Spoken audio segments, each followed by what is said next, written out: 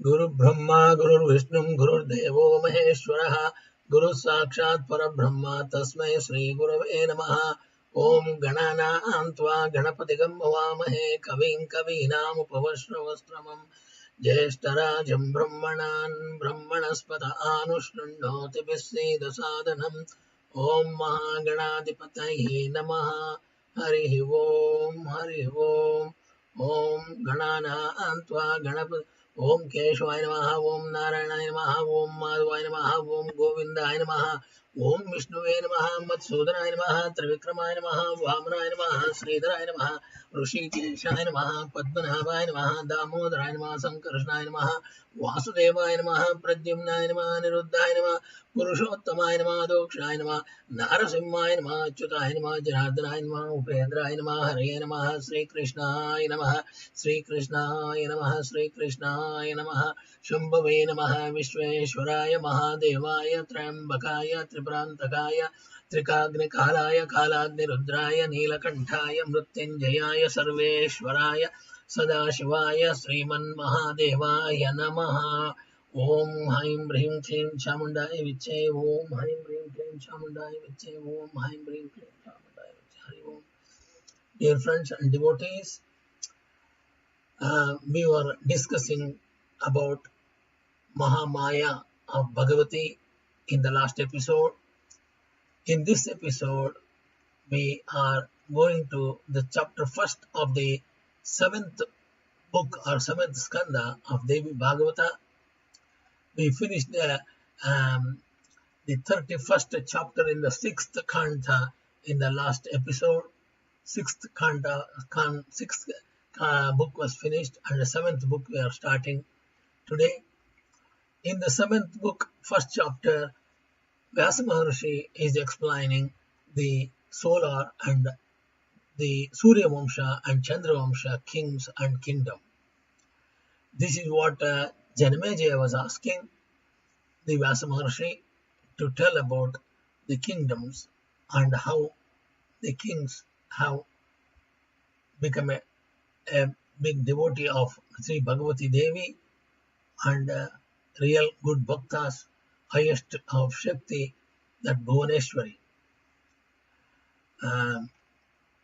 Vyasa Maharishi is telling like this now: O King, I am now narrating to you in detail the origin and of the Surya Vamsha and Chandra Vamsha kings, as well as the other kings in their connection. Here attentively, the four-faced Brahma sprang from the navel of Vishnu, engaged in practicing tapasya, meditation. He began to worship the Maha Devi Durga or Bhagavati, extremely hard to conceive. Mahadevi, pleased at his worship, granted boon to Brahma. Brahma, the grandsire of all the lokas, on that getting the boon, became ready to create the world. But he could not create all on a sudden the human beings, though the creation was eternally fashioned by the Paramatma Bhagavati, Mata Bhagavati. The four-faced Brahma, thinking over in his mind variously, could not quickly spread it out and accomplish it as a veritable fact. Therefore, he, the Prajapati, the Brahmadeva, first created mentally the 7 mind-born sons, the Manasaputra. Brahmaniga, they are Manasaputra. These were known by the names of Marichi, Artri, Angirasa, Pulasya, Pulaha, and Kratu and Vasishta. Kratu and Vasishta. These are the 7 Brahma Rishis, becomes Brahma Rishis. They are Manasaputras of Brahma. One is Marichi, Atri, Angirasa, Pulasya, Pulaha, Kratu and Vasishta. Next sprang Rudra from the anger of Prajapati, Narada from his lap, Daksha from his right thumb. Thus Sanaka and other Rishis were also Manasaputras of Brahmadeva. O King, the wife of Daksha was born from the left thumb of Prajapati.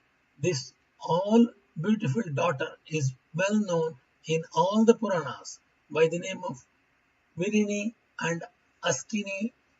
Narada, the chief of Devarshis, was born on the same other occasion in her womb. Janamejaya said, O Brahman, a great doubt arises in me to hear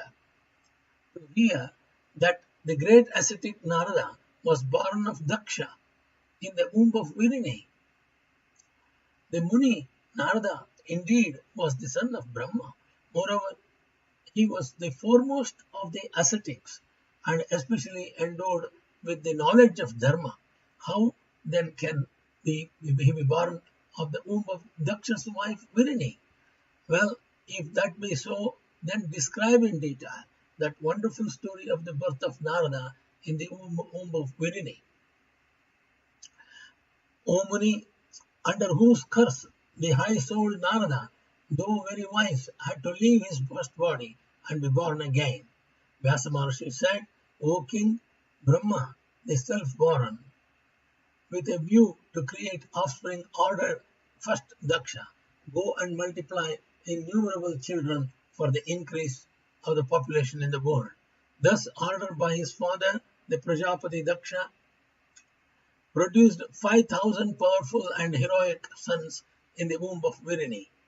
Seeing all the sons of Daksha desirous to multiply, Devarshi Narada urged on, as it were, by fate, began to laugh at them.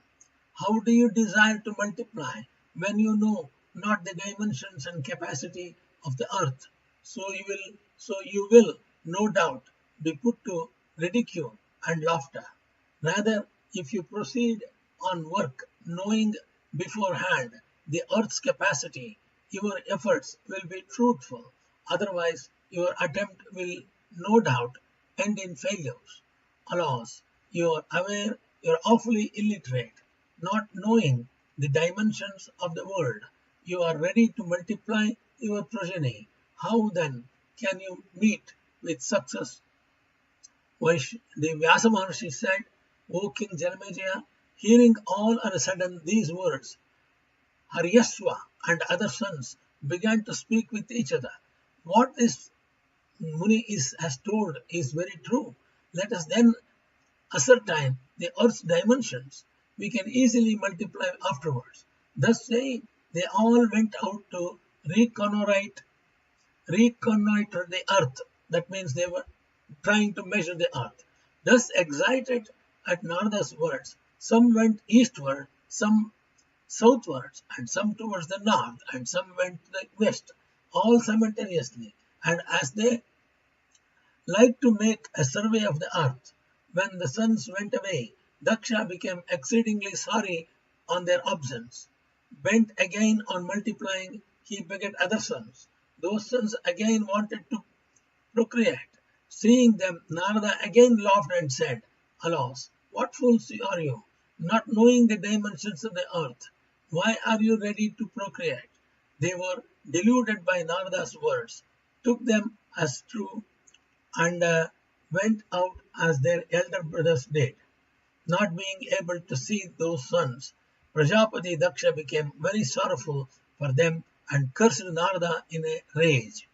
So Daksha became very angry. Both Daksha and Naradas are Manasaputras of Brahma. But now Daksha is ready to curse. O evil-minded one, you have destroyed my sons, so be yourself destroyed. You will have to be born in the womb of your sin in causing the death of my sons. You have caused my sons to go abroad, so you must be born as my son. Thus cursed by the Daksha, Narada had to take his birth in the womb of Virini. I heard also that the Prajapati Daksha begat afterwards 60 daughters in her womb. O King Daksha, the great knower of the Dharma, then gave up the sorrows for his sons and married his 13 daughters to the high-souled Kashyapa. So Daksha married his 13 daughters to the high-souled Kashyapa and 10 daughters to Dharma, 27 daughters to the Chandra, moon, 2 to grandsons, and grandsons. 2 to Bhrigu, sorry. Chandra married 27 daughters of Daksha, and 2 married the Muni Bhrigu, 4 to Arishtanemi, 2 to Krisasva, and remaining 2 to Angirasa. Their sons and grandsons, the Devas and Danavas, became powerful but antagonistic towards each other. All of them were heroes and very Mayavis, so deluded by their greed and jealousy, they quarreled amongst each other. Here ends the first chapter in the 7th Skanda or 7th book of Devi Bhagavatam, of explaining the solar and lunar kings, that is Chandra Vamsha and Surya Vamsha, in the Mahapurana of Sri Mad Devi Bhagavatham of 18,000 verses by Maharishi Veda Vyasa. Now we're starting the chapter 2 on piercing the eyes of Vyasa Maha Rushi. Janamejaya said, "O highly fortunate one, kindly narrate in detail the spirit of the families of those kings of Surya Vamsha line who were born and who were especially endowed with the knowledge of Dharma." Vyasa Maharishi said, "O Bharata Vamsha Janamejaya, I now speak to you exactly what I heard of from Narada, the best of the rishis, how the Surya Vamsha spread. Once on an occasion, the Muni Srimad Narada on his tour came at his will to my holy hermitage on the beautiful banks of the Saraswati river in Badrikashrama. On seeing him, I bowed down at his feet and then remained standing before him. I then gave him a seat and worshipped him with a great esteem. I then said to him, O best of Munis, you are worshipped by the whole universe. My retreat is sanctified by your presence and coming here. O all-knowing one, kindly narrate the histories of the kings that were famous in the family of the 7th Manu. They were unequaled as far as their origin was concerned, and their diameters as well were wonderful. Therefore,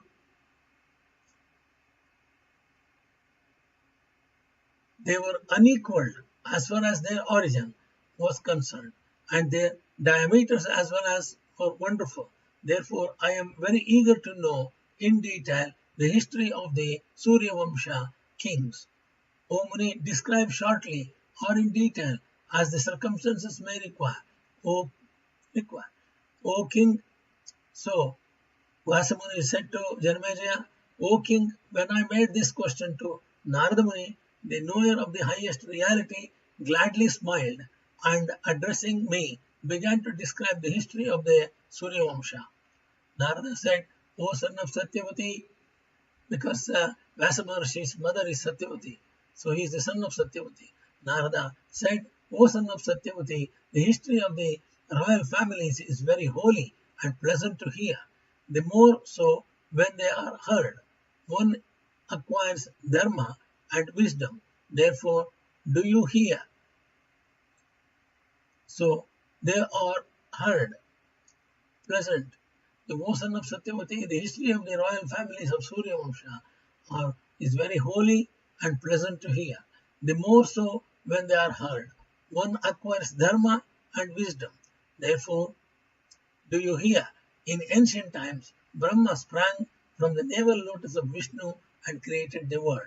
This is well known in every Puranas, that self-born, all-powerful, all-knowing, the doer of all, the universal soul practiced tapas in ancient times of Ajuta, 10,000 years. Ajuta means 10,000 years. By virtue of that tapas, he got special powers to create the world.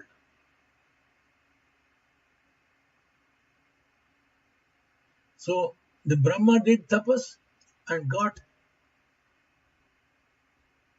power after tapas in ancient times of Ajuta means 10,000 years. By virtue of that tapasya, Brahmadeva got special powers to create the world. He meditated on the auspicious mother Bhagavati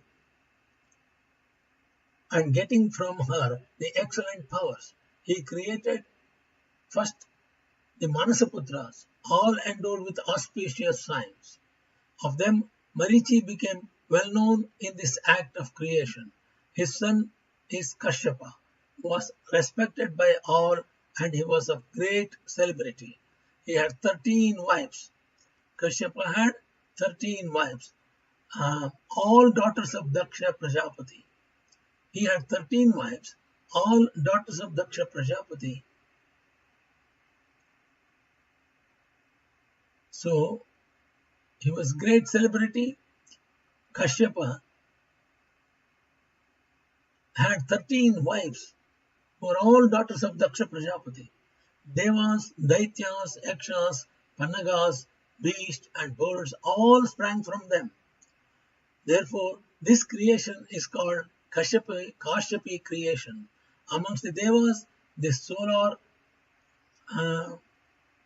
system, the head of the solar system, the sun god, is specially famous. His other name is Vivaswan. His son was named Vaivasvatamanu. He was a famous king. Besides Manu, had Sharyati. He had 9 more sons. He was a famous king. Besides Manu, had 9 more sons. Ikshvaku was the oldest. Their names are Nabaga, Drishta, Sharyati, Narishyanta, Pransu, Nriga, Dista, Kurusa, and Risadra. Ikshvaku, the son of Manu, was born first. He had 100 sons. And Vikuski was the wise and the eldest of these sons. I am now narrating how the 9 sons born afterwards of Manu spread their families. Ambarisha was the son of Nabaga. He was very truthful, powerful, and very religious. He always governed his subjects justly. Darstaka was the son of Drishta. Though he was Kshatriya, he attained the Brahmanhood. He was naturally weak in fighting, always was engaged in the works relating to Brahmanas. Anartha was the well-known son, and Sukanya was the beautiful daughter of Saryati. The king Saryati gave his beautiful daughter in marriage to the blind Chavana Rishi, but the Rishi, though blind, got his beautiful eyes again by the good character of the daughter. We heard that the Ashwinis, the twins, the sons of the sun, gave him back his eyesight and younger. Janamejaya asked, "O Brahmanas, how is that the king Saryati married his lovely-eyed daughter to Sukanya, to the blind Chavana Rishi? I have got a great doubt on this point. The king gives his daughter in marriage to a blind person if she be deformed, ill-qualified, or void of female signs, but the daughter in this case was beautiful. How then Saryati the king, the chief of the kings, gave her over his daughter, knowing that Rishi was blind? O Brahmana, I am always an object of favor to you, so explain to me the cause of this marriage." Suta Maharshi said to Sonakas, glad to hear these words of Janamejaya, the Muni Dvaipayana at Vyasa Maharshi smilingly said. Now the explanation why Saryati the king given her daughter to the blind Muni. Saryati, the son of Vaivasvatamanu, had 4,000 married wives. Saryati, the son of Vaivasvata, had 4,000 married wives. All of them were endowed with auspicious signs and beautiful. All of them were daughters of kings. They all were very obliging and dear to their husbands. But out of all these, the king had only one daughter, exceptionally lovely and beautiful. The father and all the mothers loved exceedingly that sweet smiling daughter. Not very far from the city, there was a beautiful lake of clear waters like the Manasarovar lake. A got-way steps made of stones descended into the lake. Swans, Karandavas, Chakravakas, Datyos, and Sarasas and other birds used to play on its waters. 5 varieties of lotuses were there in the full bloom. Bees were humming, there were all around. Various trees, Sala, Tamala, Sarada, Punnaga, Ashoka, Banyan, Peoples, Kadambas, rows of banana trees, Jambiris, dates, Panasas, betel nut trees, coconut trees, Ketakas, and Kanchanas, and other various beautiful trees enriched around the lake. Within these, the white Utikas, Malikas, and other creepers and shrubs were seen beautifying the scenery. Especially, there were amongst them jack trees, mango trees, tamarind trees, karanjas, kutakas, palasas, neem trees, kadiras, bell trees, amalakai trees, and peacocks were surrounding their notes. Cuckoos are cooing their beautiful voices. Close to that place, there was in a sacred grove covered over by trees, staying Chavana Muni, the Bhrugu's son. The Chavana is the Bhrigu Maharishi's son, of a tranquil mind, and the chief of the ascetics. Thinking the place lovely and free from any obstacles, the Muni took his firm seat there and, collecting all his thoughts within himself, took the vow of non-speaking and controlling his breath, became engaged in practicing tapasya. Restraining his senses and foregoing eating and drinking, that Chavana Muni constantly meditated on Bhagavati of the nature of Sat Chit Ananda.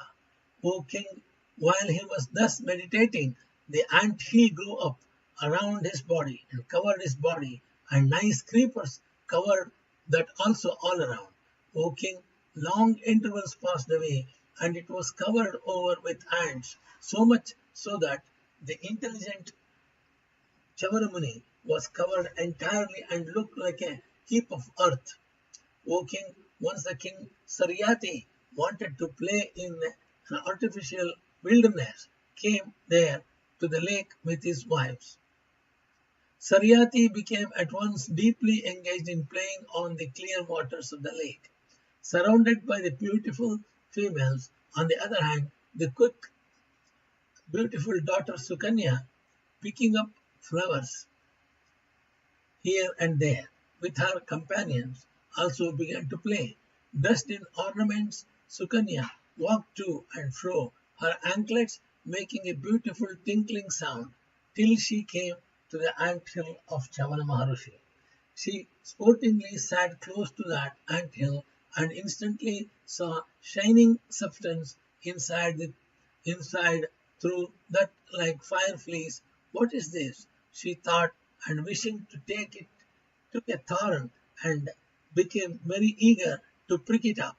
Slowly she went close to it, and no sooner she got ready to prick it than the Muni saw the beautiful, good-haired daughter, as if to one's liking, the ascetic Bhargava. The ascetic Bhargava, seeing that auspicious nice lady with nice teeth, spoke out in female voice. What are you doing? O thin beloved one, I am an ascetic. Better go away from here. You have got such big eyes, and you do not see me. I therefore forbid you in this attempt. Do not pierce the anthill with thorn. Though prevented, the daughter could not hear these words, and asking what was that, pierced his 2 eyes with thorns. Thus impelled by fate, the princess sportingly pierced his eyes. But she suspected and thought what I have done. Thus becoming afraid, she returned home. Returned from that spot, his two eyes became pricked. The great Muni, Chavana Muni, exceedingly in pain, became very wrathful, and he incessantly gave vent to sorrows and remorse, being restless with pain. At that instant it happened that the king ministers, soldiers, elephants, horses, camels, so much so that all beings that were there had all their evacuation passing their urines and feces. They stopped. They were not able to open their bowels. They are not able to pass urine. Seeing thus happened, all of a sudden, the king Saryati was very much pained and became very anxious. All the soldiers came to the king and informed him of the stoppage of their evacuations. The king thought over the cause why this had happened. Cogitating thus, the king returned home, becoming very much troubled with cares and anxieties. He asked his soldiers and kinsmen, "Who amongst you has done such an heinous act?" On the west side of the lake, the Maharshi Chavana is practicing the great tapasya in the midst of the forest. I think someone has done mischief to that king of ascetics, blazing like a fire, and therefore we are overcome with this problem. The high-souled aged son of Bhrigu, the Chavana Maharshi, has become especially proficient in his asceticism, and also he became supreme. I think someone must have injured him, though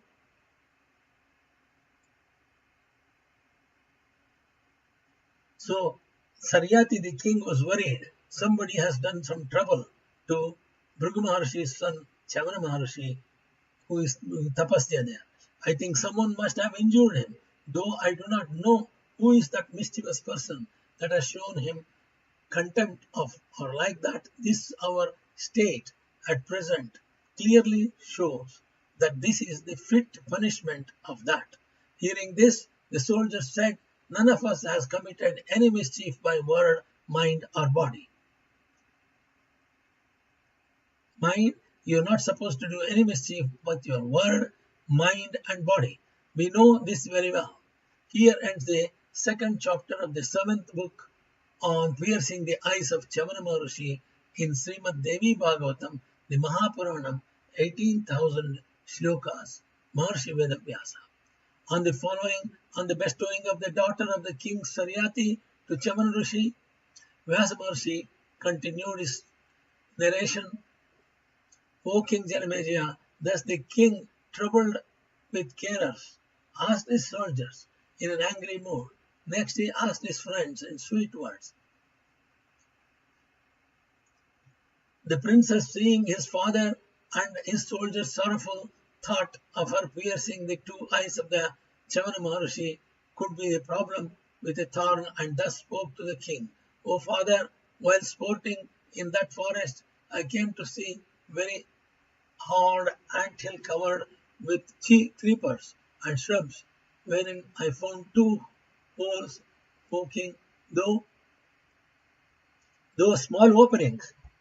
I saw the two shining things, as if they were fire fleas, and thinking them, so I pierced them with thorns. At this time, a faint voice I heard coming from that anthill, "Oh, I am killed! Oh!" I then took back out of my thorns and found them wet with water. What is this? I asked myself, and was thunderstruck with fear, but I could not know what I pierced in that anthill.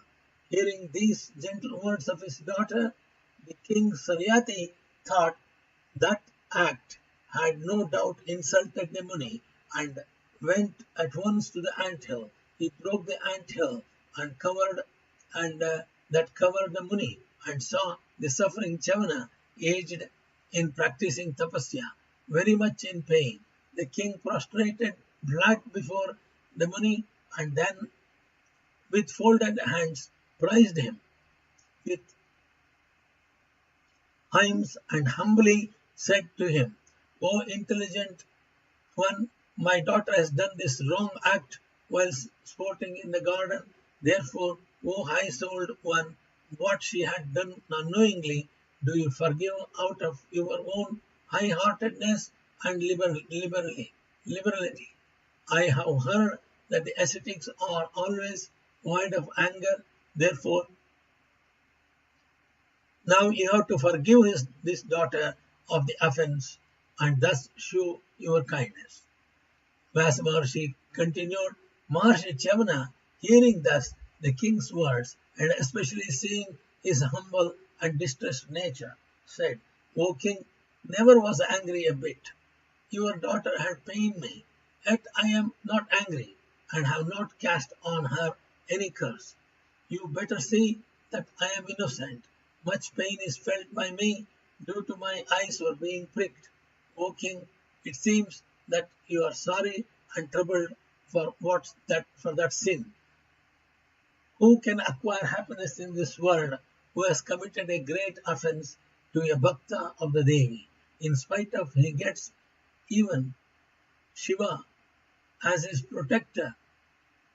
O king, on the one hand,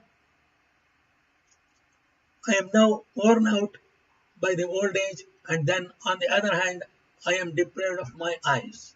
What shall be now my means? Please say, who will take care of my this blind man? The king Saryati said, O Muni, the anger of the ascetics is transient.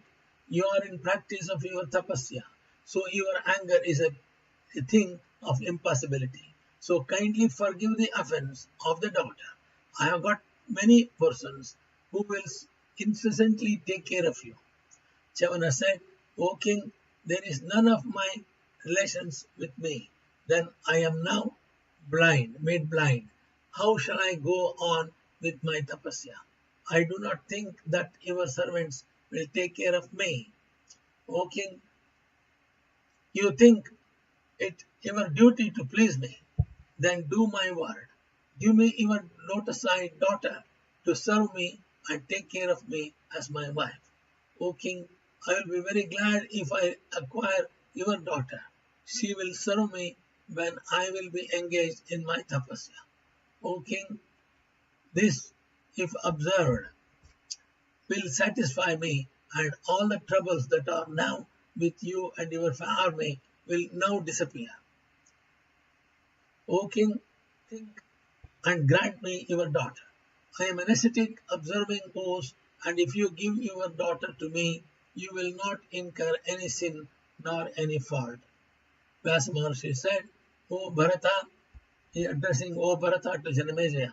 Hearing thus the Chavana Muni's words, the king Saryati was immersed in cares and could not say anything whether he would or would not give over his daughter to him. The king thought, my daughter is very fair like a Devakanya, and this Muni is aged, ugly, and especially he is blind. How then can I be happy if I give over my daughter to him, who is there so stupid and vicious that knowing is good or bad, he, for his own selfish happiness, wants to deprive his beautiful daughter of the enjoyments of her married life? How will that fair eyebrowed daughter of mine pass her days happily in the company of this aged Muni as her husband, when she will be overpowered by passion, the more so when the young beautiful ladies are not able to conquer their passions, though possessed husband of their own standard of liking? How they can my daughter conquer her passion on getting this old blind husband? The exquisitely beautiful Ahalya married Gautama, but seeing the beautiful beauty of that lovely lady, Indra deceived her and took away her chastity, till at last her husband Gautama, finding that action contrary to Dharma, cursed him. Now, through the severe curse of that Brahmana, many troubles may arise. So I cannot in any case give my daughter Sukanya over to this aged man. Thus thinking and obstinate Thus thinking and absent-minded, the king went back to his home and, being very distressed, called his ministers to form a council. O ministers, what am I to do now? Is it advisable to give over my daughter to the Muni, Chavana Maharshi, or is it better to suffer these pains? Judge and say what is the best course of action for me. So the king Saryati asked his ministers. Then the minister said, O king, what shall we say in this critical juncture? How can you bestow your exceedingly beautiful daughter to the ugly, unfortunate ascetic? Dvaipayana, that is Vyasa Maharshi, said, at this moment, seeing her father and ministers troubled very much with cares, Sukanya understood at once everything by signs and hints. She then smilingly said to her dear father, O father, why are you looking so sad? With tears.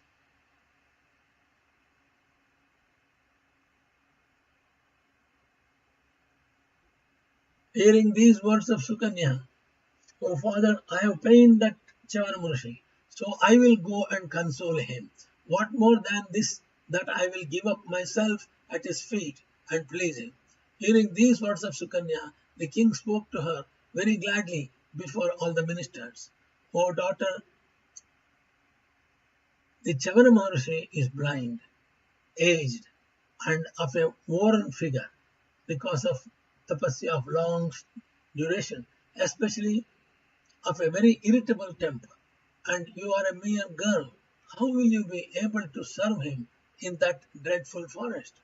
You are like Rati in the beauty and loveliness. How can I bestow my daughter to that aged, worn out, blind Muni for my own pleasure? The father marries the daughter to him who has got relations, who has a proper age, strong and strength, who has got unequaled grains and wealth, gems and jewels. Never to a man void of wealth, O broad-eyed one, you are exquisitely handsome, and that ascetic is very old.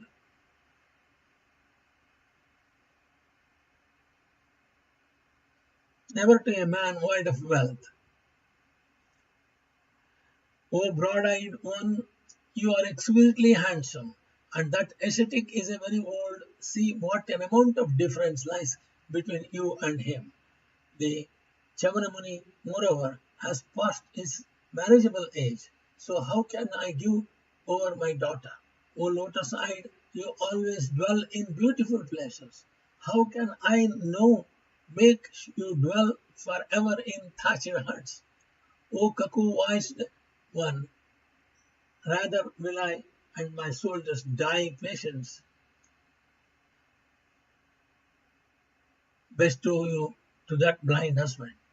Let whatever comes to me, let whatever come to me, it may happen. I will never lose patience, therefore, O one of good hips, be quiet. I will never give you to that blind man.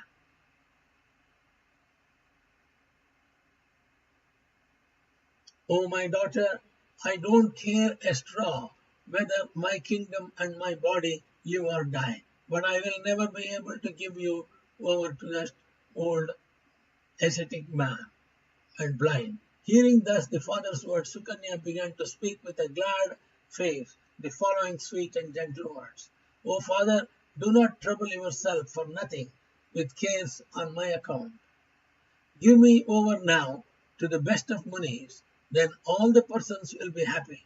No doubt I will derive my intense pleasure there in that dense forest by serving with intense devotion my old husband, who is very holy. I have got not the least inclination towards these worldly enjoyments,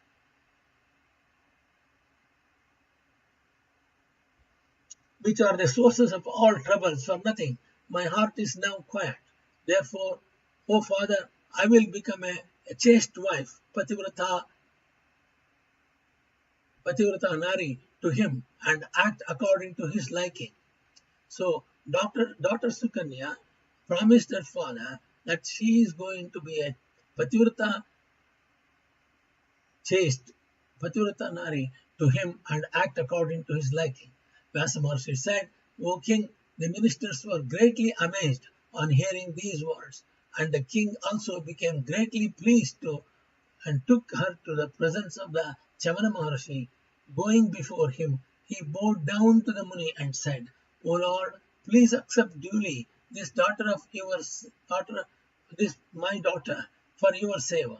Thus saying, the king betrothed his daughter to him according to the rules. Chavana Muni also became very glad to receive her. The Muni took the daughter willingly for his seva, but refused other dowries that king trying to present him. Thus the Muni became pleased. Chavana Muni became pleased. Immediately the soldiers began to evacuate and were very glad. Seeing this, the king's heart became filled with joy. When the king, thus finishing the marriage ceremony of his daughter Sukanya to Chavana Maharishi, wanted to return home, the thin-bodied princess then told her father. Sukanya said, O father, take away all my ornaments and clothing and give me for my use as an excellent deer skin and one bark. O father, I will dress myself like the wives of the Muni and Rishis and serve my husband in such a way as will bring to you the unparalleled and undying fame in the heaven, earth, and the nether regions. Also, I will serve my husband's feet so that I can derive the highest happiness in the next world as a Pativrata Nari. I am now full of youth, especially beautiful. Do not think a bit that as I am wedded to an aged ascetic, that my character will be spoiled. As Vasishtha's wife Arundhati has attained celebrity in this world, so I will also attain success like her. There is no doubt in this, as the chaste wife of Anusuya, of Maharshi, as the chaste wife of Anusuya, of Maharshi Atri, has become widely known in this world as a strong Pativrata lady, so will I be known also and establish your fame. The exceedingly religious king, hearing all these words of Sukanya, gave her deer skin and all other articles wanted as an ascetic lady for doing tapasya. The king would not help weeping when he saw that his daughter had dressed herself like the daughter of Muni. He stood fixed, very sad, on that very spot. All the queens were exceedingly filled with sorrow to see the daughter dressed in the bark and deer skin. Their hearts quivered and they began to weep. O king, then the king Sharyati bade a goodbye to the Chavana Maharishi, leaving there his daughter. He went with a grievous heart and returned to his own city accompanied by the ministers. Here ends the third chapter of the seventh book of the bestowing of the daughter of the king Saryati to the Chavana Muni in Srimad Devi Bhagavatham, the Mahapuranam of 18,000 verses of Maharshi Veda Vyasa. Now we are getting into chapter 4 on the conversation between the two Ashwinis and the princess Sukanya. The Vyasa Maharshi said to Janamejaya, O king, when the king Saryati departed, that virtuous lady Sukanya devoted her time in serving her husband, the Chavana Rushi, and the fire. She gave to the Muni for his food various delicious roots and fruits. She made him bathe with warm water, then making him put on the deer skin, she made him sit on the Kusha Asana, seat made of Kusha Darba. Next, she used to place in his front Kusha, Til, and Kamandalu, and speak to him, O best of Munis, you are now to perform your daily rites, Nitya Karma. When the Nitya Karma was finished, the lady used to catch him up by his hand and make him sit on another seat. Next, the princess brought a fresh ripe fruits and cooked rice, grown without cultivation, and gave to the Muni for his food. When the husband finished his meals, she gave him devotedly water for cleansing his mouth.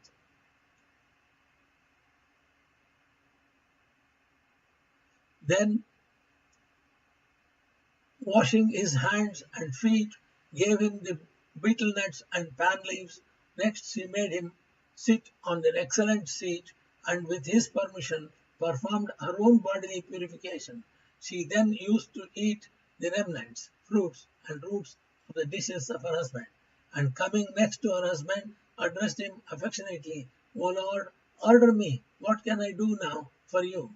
If you like, I may shampoo your legs and feet." Thus, every day that princess devotedly spent her time in serving her husband. At evening, when the Homa ceremony was finished, she collecting delicious and soft fruits presented to him to eat. With his permission, she then ate that were left on the fruits of the fruits. Next, she prepared bedding soft to the touch and gladly made him sleep on it. When his dear husband thus laid himself on the bed, she shampooed his feet and legs, and in the interval asked him about the religious duties of the chaste wife of the family. When the Muni fell asleep in the night, she devotedly laid herself close to his feet and slept. During the summer season, when her husband was perspiring, the lady used to fan him and cool breeze. She took off his towels and thus served her husband. In the cold season, she collected firewood and lit them before him and used to ask him frequently, "O Maharshi, are you feeling pleasure in this?" That lady, dear to her husband, used to get up from her bed in the Brahma Muhurta before sunrise. Next made her husband get up and took him some short way off and there made him sit for calling on nature. She kept ready water and earth and stood in readiness at a suitable distance apart. Knowing that he had finished his calls for nature, she took him back to the ashrama and washed his hands and feet with water, duly making him sit on a convenient asana. She then gave to him the pot for Achamana and then began to collect fuel. She used to bring pure clear water, made it hot. Then she asked her husband fondly, "O Patideva, have you finished clearing your teeth? Warm water is ready for drinking. May I bring it to you? You better bathe with that. You better bathe with it, uttering your mantrams. The time is now for performing the morning sandhya and for performing homa. And the homa, do the homa regularly and worship the devas." The princess, whose nature was pure and clean as anything, kept herself engaged daily in serving her husband. Chandra Maharishi, with the perfect gladness, austerity, and observing all the rules duly, thus that beautifully faced princess worshipped gladly Chandra Maharishi, serving fire and the guest daily, Agni Karya, serving Chandra to do Agni Karya. Then once on occasion, the Ashwini twin brothers, the sons of Surya Bhagavan, came sporting and at their pleasure close to the hermitage of Chandra Maharishi. At that time, the princess, beautiful in all aspects, was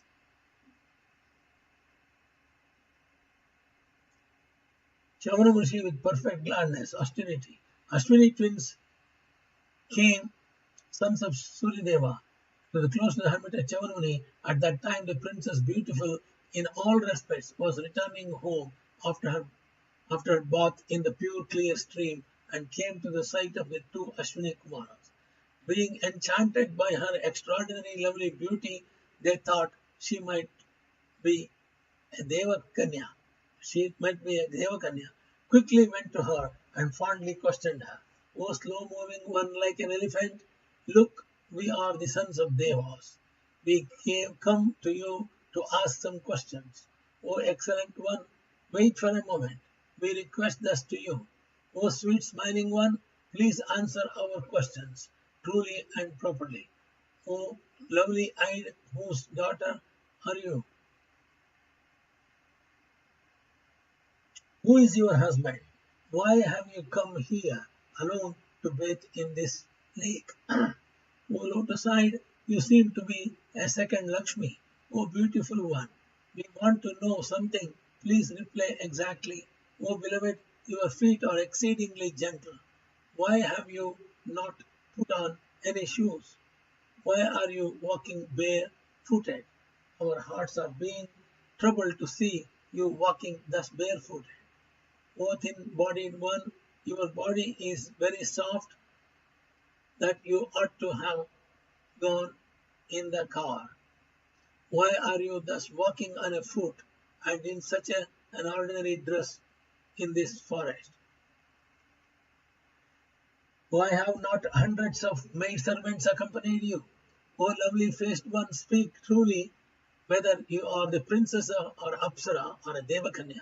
O sinless one, blessed is your mother from whom you are born. Blessed is your father, especially the person with whom you are married. We are unable to describe his fortune.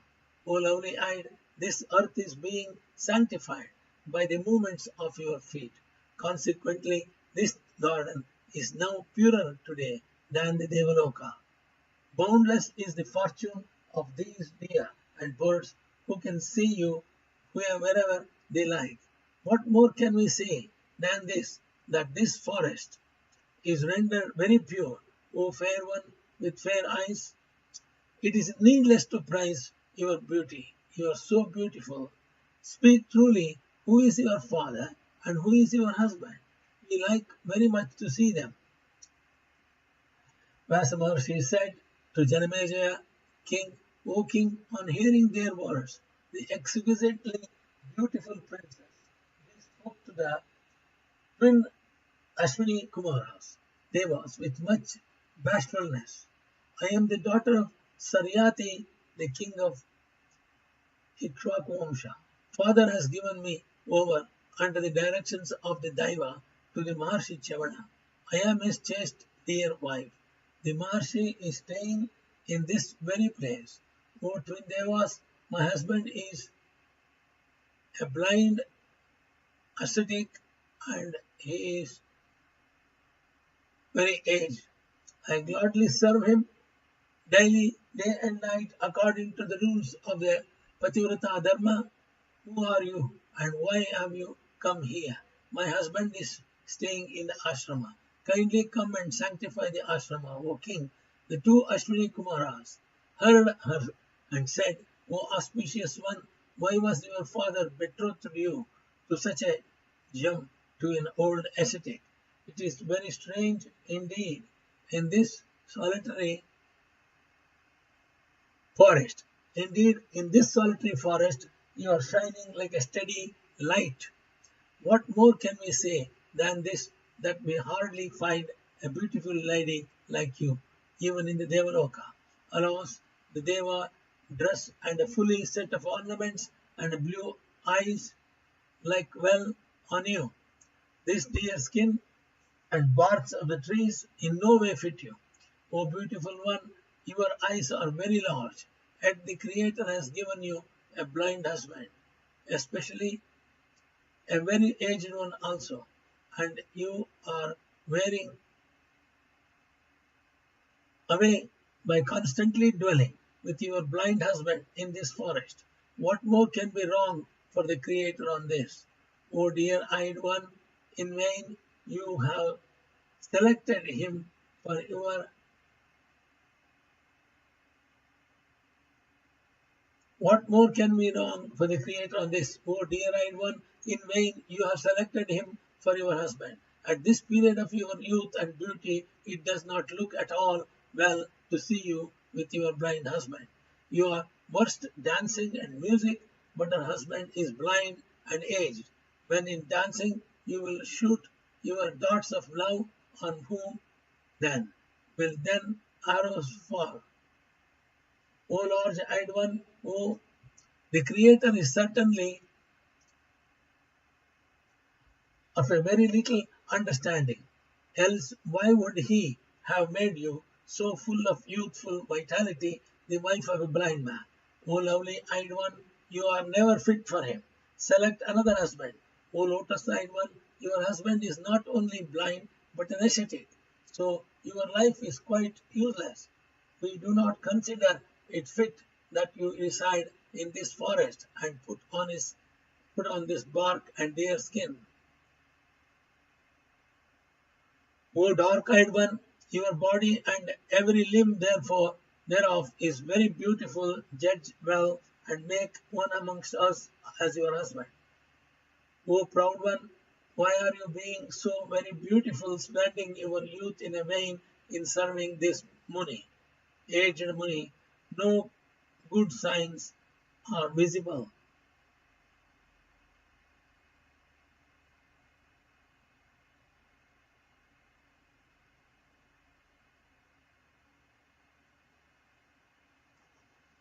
No good signs are visible in this Chandra Maharshi. He cannot maintain nor protect you even. Why are you then serving him in vain? O spotless one, leave at once this Muni, quite incapable of in giving any sort of pleasure and support, and marry one of us. Beloved, how will you spend your time with aged husband, being brought to so much humiliation and without any dignity and self-respect? You are endowed with all auspicious signs. Moreover, you are a princess. You are not ignorant of all enjoyments in this world. Why then you like to live such an unfortunate life in vain in this forest?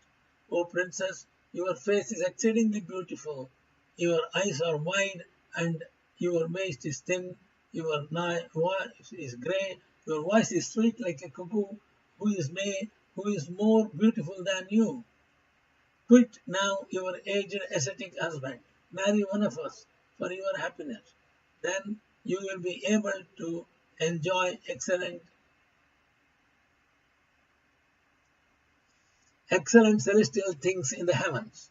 O good-haired one, what pleasure can you derive by your staying in this forest with your blind husband? O dear-eyed one, it is very painful for you to serve at this young age of yours, to remain in this forest and serve this aged man. O princess, is it that you like troubles and nothing else? O one with a face lovely like the moon, we see that you are of a very soft body, so to collect water and fruits is never a duty fit for you. So these are the words of Ashwini Kumaras. They are sons of Surya Bhagavan. They are very handsome and beautiful, and they were telling the Saryati's daughter Sukanya like this. Here ends the 4th chapter in the 7th book on the conversation between the two Ashwini Kumaras and the Princess Sukanya in Srimad Devi Bhagavatam, the Mahapuranam of 18,000 shlokas by Maharshi Veda Vyasa. So Maharshi Veda Vyasa continued the incidents after this conversation between the Ashwini Kumar and Sukanya. O king, hearing their words, the princess began to tremble. But holding on patience, she spoke to them in reserved terms thus: you are the sons of Surya Bhagavan, and you are the acknowledged deities amongst the gods. Especially you know everything. I am a chaste and Pativrata Nari. You ought not to speak to me in the above manner. O twin Ashwini Kumaras, father has betrothed me to this Muni, practicing the yoga dharma. Besides, I am chaste. How can I behave like a prostitute? This son is the witness of the actions, good or bad, of all the people in the universe, all the living beings in the universe. Surya Bhagavan is the witness. He is therefore looking on our actions also. Besides, you both are born in the family of the high-souled Kashyapa family. Thus, it is utterly wrong for you to utter such irreligious and infamous words. You know well the course of Dharma.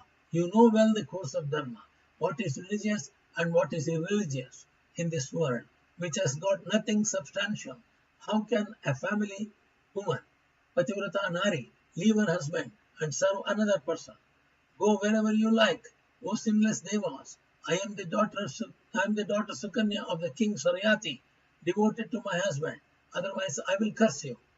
The Vyasa Maharishi said, O Bharata, to Janamejaya, hearing these words, the Ashwini Kumaras were greatly surprised and afraid of the Chandra Maharishi spoke again. O princess, we are very much pleased to see your chastity, Pativrata Nari. Therefore, O beautiful woman, ask boon from us. Because we are sons God, we are able to give boon to you. We will grant it for your welfare. O honored woman, be the physicians of the gods. Will certainly make your husband exceedingly beautiful and young. O smart and intelligent one, when we three will be exactly the same in figure, age and luster. You better can make one of us your husband. Hearing their words, Sukanya became greatly amazed and surprised, and went to her own husband and spoke everything what they say. The god's physicians said. The Sukanya said to her husband, O Patideva, the Ashwini Kumara, son Surya Deva Bhagavan's sons, have come close to our ashram.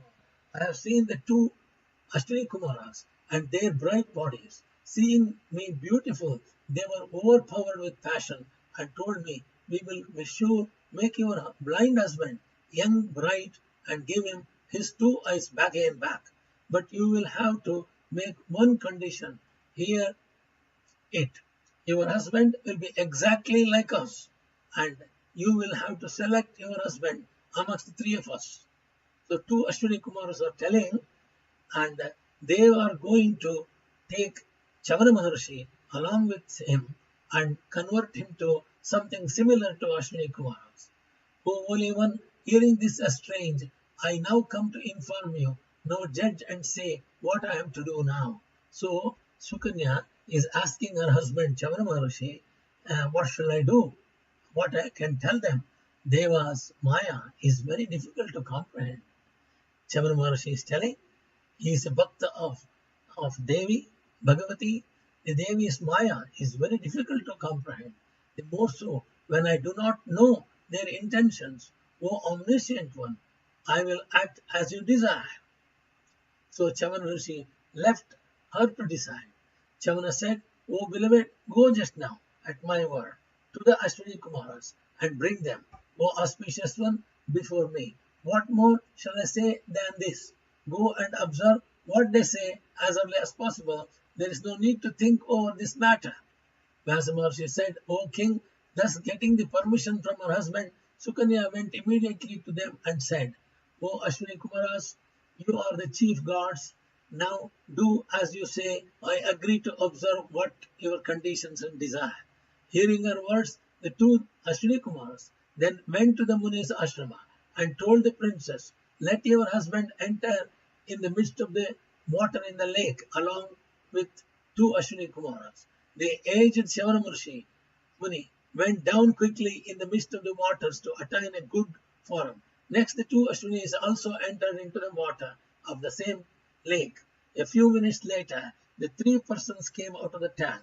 All were equally bright, equally beautiful, equally young, and their limbs were decorated equally with earrings, various other ornaments. They all spoke simultaneously, O auspicious one, there is no other woman beautiful like you, especially your face is very clean and fair.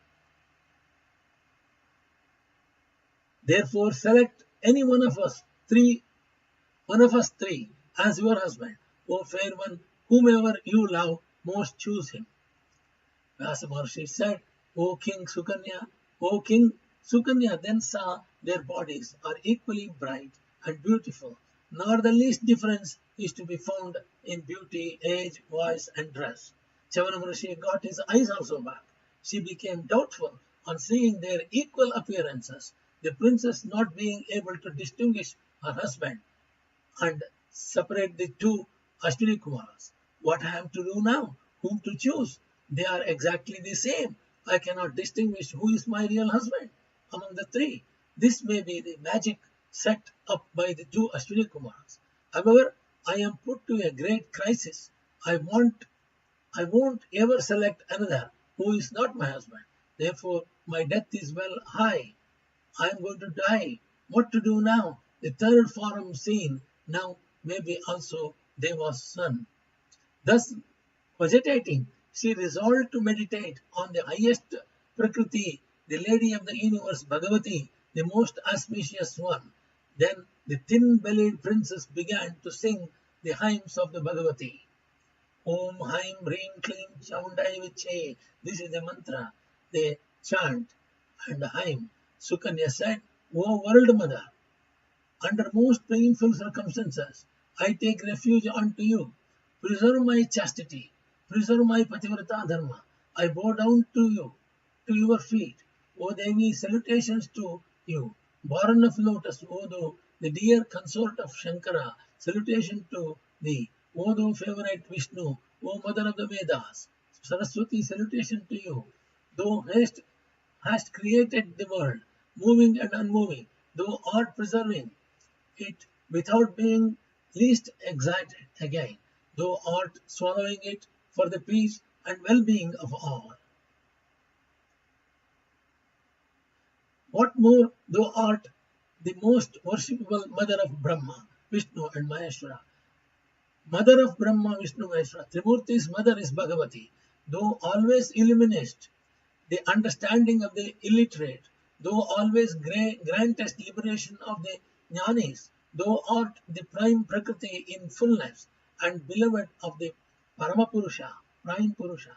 The grantest bhakti, enjoyment, and mukti, freedom to the souls that are clean and pure.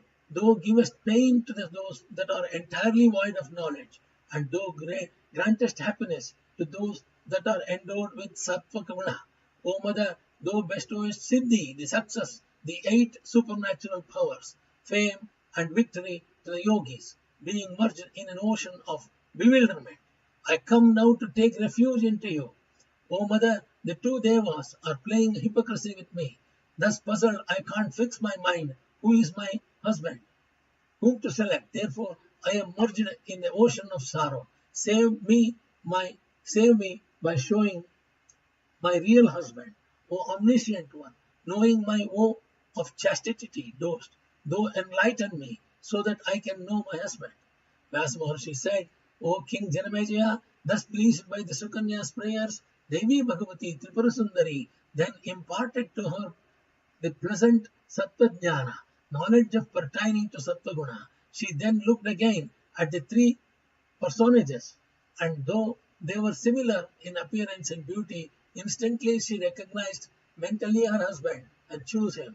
When Sukanya selected the Muni Chavana Rushi, the 2 Ashwini Kumars became greatly surprised and pleased to see that the 2 devas were pleased by the grace of Bhagavati.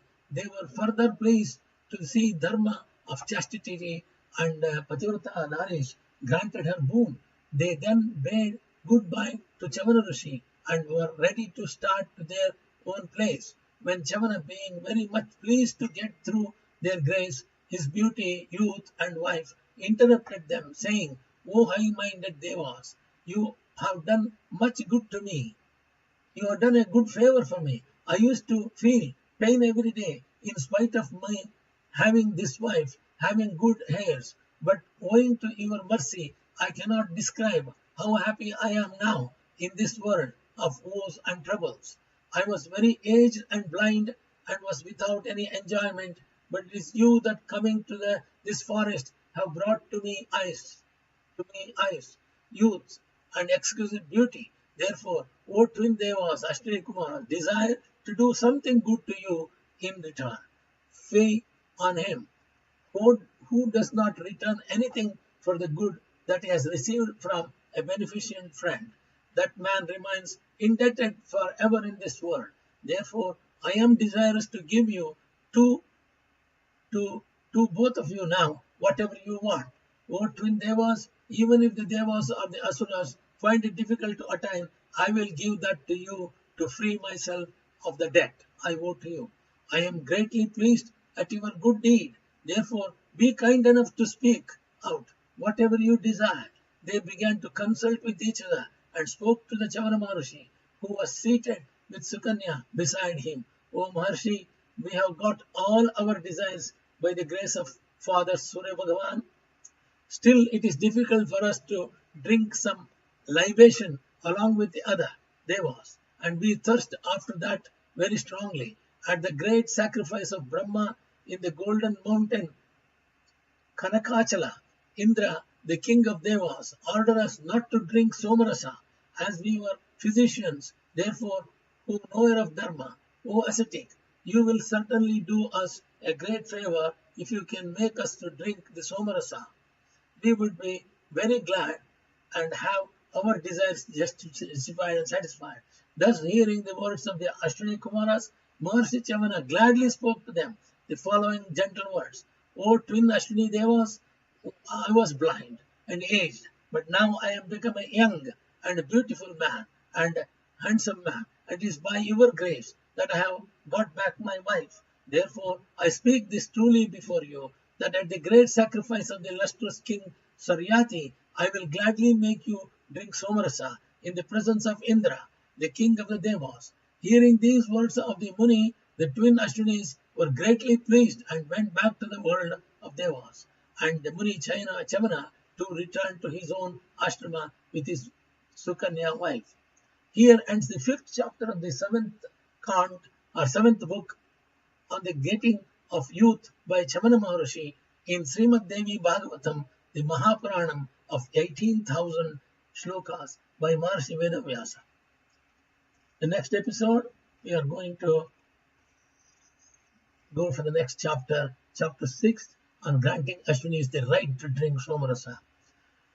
नमोस्तु अनंताय सहस्रमूर्तये सहस्रपादाक्षरभो सहस्रनाम्ने पुरुषाश्रये सहस्रकोटियुगधारिणे नमः सहस्रकोटियुगधारिणे नमः आकाशात् परितं नगागरसागरं सर्वदेव नमस्कारः श्रीकेशं प्रगत्यो नमः सर्ववेदेशत्पुण्यं सर्वतीर्थेषु यत्फलं तत्फलं फलमाप्तिवासनाद् वासुदेवस्य वासन्ते जगत्त्रयं सर्वभूतनिवासोऽसि वास्तुमृते कायेन वाचा मनसेन्द्रियैर्वा बुद्धात्मना वा प्रकृते स्वभावात् करोमि यद्यत् सकलं परस्मै नारायणायेति समर्पयामि नारायणायेति समर्पयामि नारायणायेति समर्पयामि ओम ह्रीं ह्रीं क्लीं चामुण्डाय विद्महे ओम ह्रीं ह्रीं क्लीं चामुण्डाय ओम ह्रीं ह्रीं क्लीं चामुण्डाय हरि ओम।